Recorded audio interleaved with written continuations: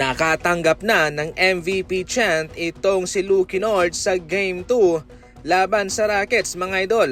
Paano ba naman kasi itong si Luke Kennard ay napaka-consistent, hindi lang sa Game 1, nagpatuloy pa rin po ito hanggang Game 2 at pinangunahan din po ni Marcus Smart ang depensa at siya nagambag ng 5 3-pointer sa labang ito. Yung ekspektasyon ni Coach J.J. Redick dito ay at least mayroong mag-step up para sa kanya mga kasama habang wala pa si Luka at si Reeves. Pero hindi niya akalain na ito'y manggagaling mismo kay Luke Kennard, yung kapalitan ni Gabe Vincent. Siyempre, higit sa lahat mga idol, si LeBron James.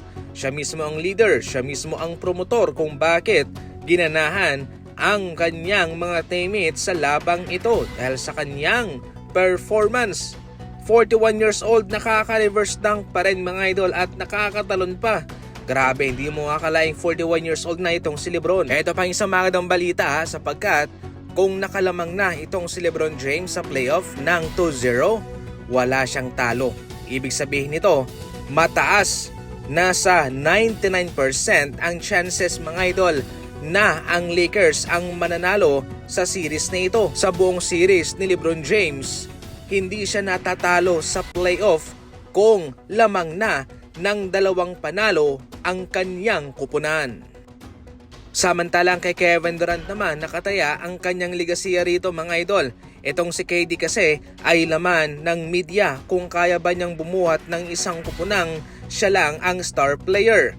Well ngayon, para mismo sa Houston Rockets, meron pa naman siyang kasamang Alperen Sengun na isang all-star. Si Thompson, sabihin na lang natin na hindi pa siya yung kalibel na parang veteranong superstar. Kaya sa ngayon, perfect na perfect itong Rockets para masubukan itong si KD kung kaya ba niyang mabuhat ito. Siyempre, sa kanyang mga nagdaang kupunan ay mayroon siya mga kasamang Big 2. Siyempre sa Phoenix Suns at sa Brooklyn Nets. Tanging nagtagumpay lang siya sa Golden State Warriors pero pagkatapos nun ay wala na siyang nakuha pang tagumpay sa kanyang mga sumunod na team.